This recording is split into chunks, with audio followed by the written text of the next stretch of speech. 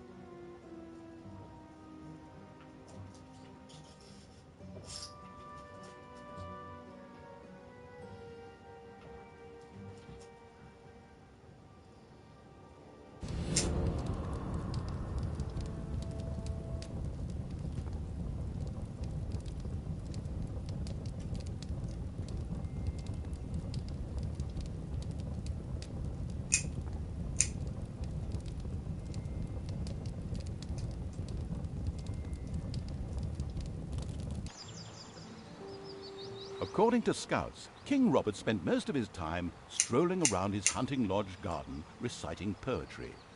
Soon his poetry would turn into mournful ballads.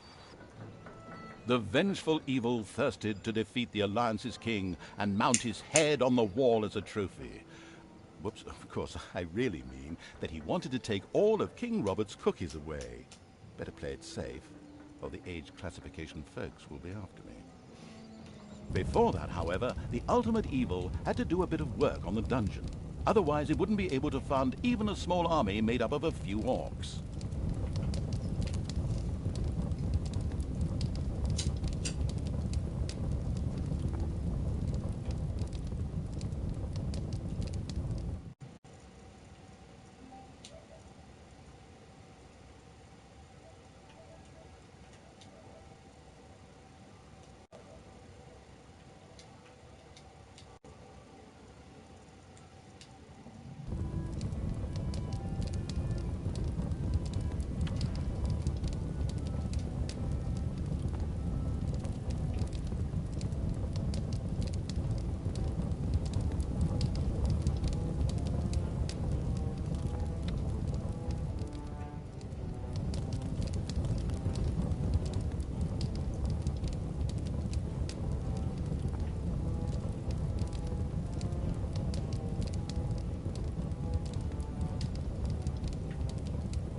The warmongering Evil had hired the first orc.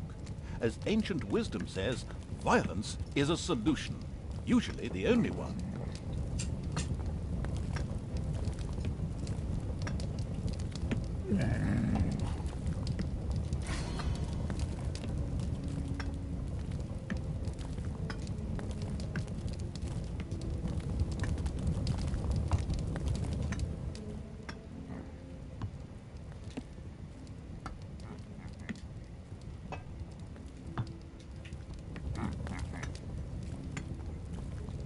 Right now, the restricted Evil was only able... The first brewery was completed. Soon beer would be flowing like a river, and an Oktoberfest atmosphere would pervade all. Would the ultimate Evil put the beer baron out of business? Ugh, such a duff reference.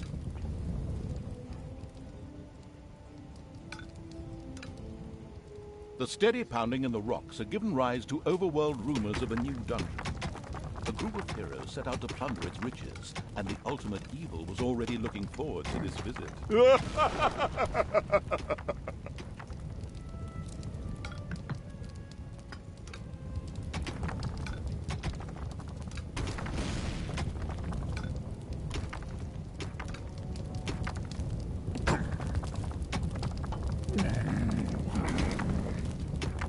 Enemies have entered the dungeon.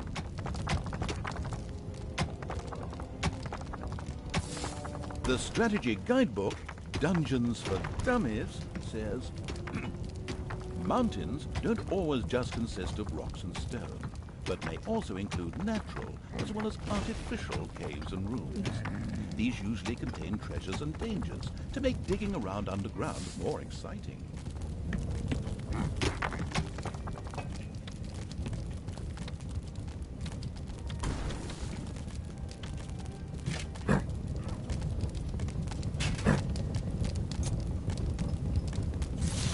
Your throne room is under attack.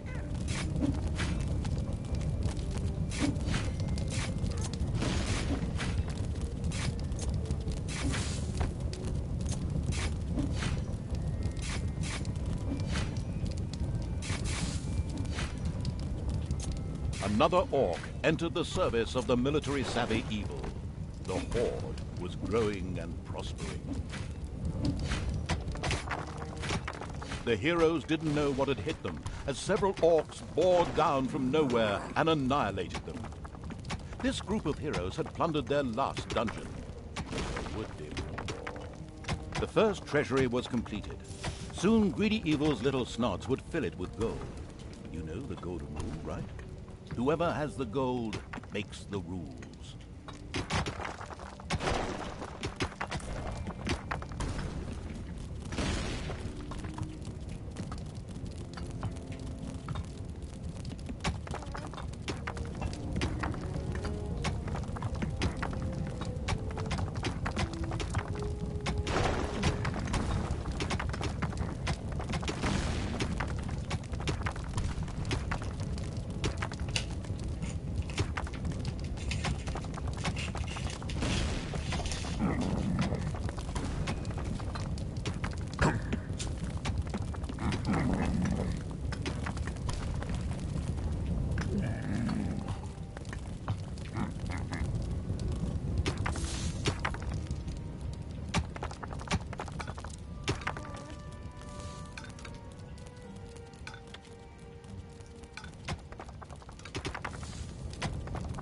The ultimate evil slowly made itself cozy underground.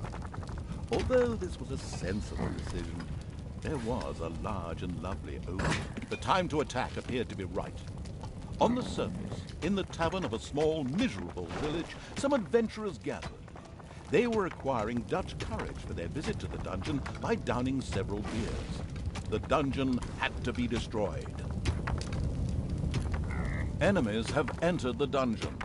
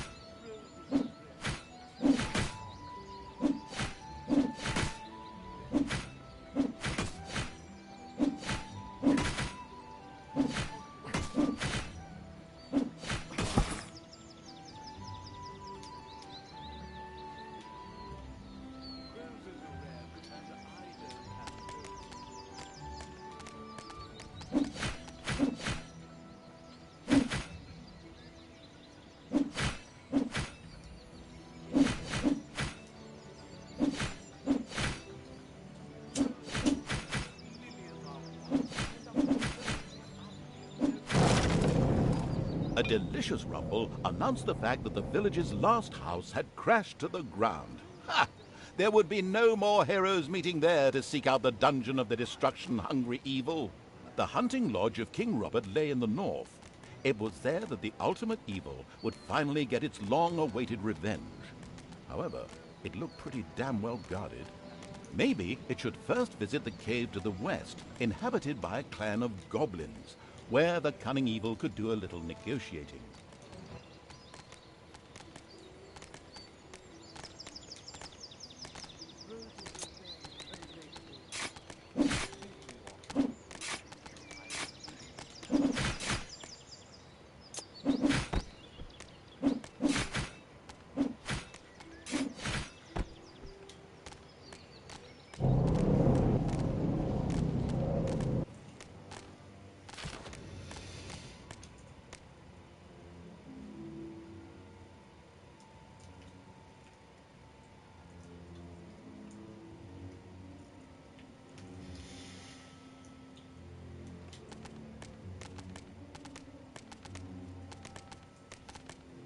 The goblin leader prostrated himself joyfully before the ultimate evil and immediately dispatched 2 goblins into its dungeon with a few plans for a new room, a tinkerer's cave.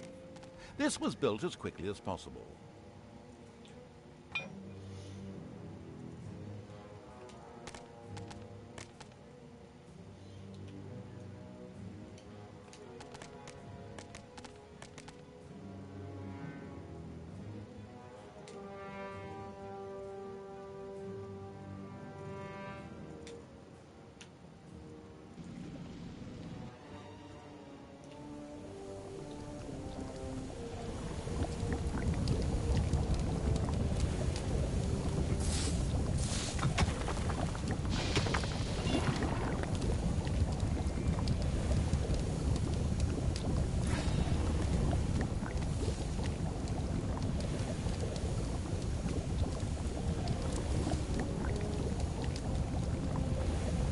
It's payday.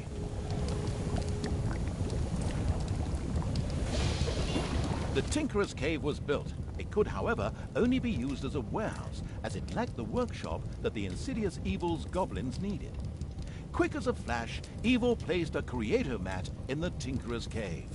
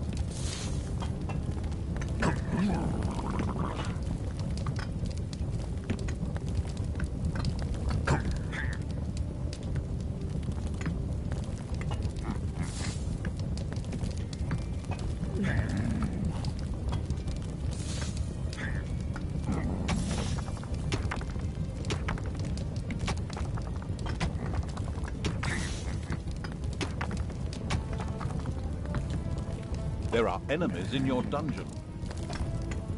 A sparkling new creator mat graced the Tinkerer's Cave of the expansion-hungry evil. A goblin would be able to work well in here, producing toolboxes. A few of these boxes would now be needed in order to invent a trap. The moody evil waited patiently.